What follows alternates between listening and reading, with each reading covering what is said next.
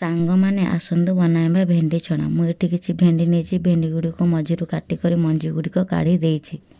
तो मु सबु भेंडी गुड़िक एपरी भाव में काटी नहीं। एबे आसंतु आमे मसला प्रस्तुति करवा। मु 2टी आलू नहीं आलू रे किछि लुण हलदी लंका गुंड जीरा गुंड धनिया गुंड अल्प किछि सोरिष तेल पकाई भल भाव में चकटी नेबा। देखंतु किछि समय चकटिबा परे एबे आमर प्रस्तुत हो सारी आलू मसला। एबे आमे काटी रखिथिबा भेंडी को नेबा। भेंडीर मझिरे मसला को एपरी भाव में देई देबा।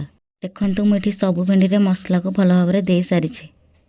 एबे आमे एक कड़ाई नेबा। कड़ाई रे किछि तेल गरम करबा। मुठी किछि बेसन को लुण हलदी गोलाई भल भाव में रखी नेइथिली।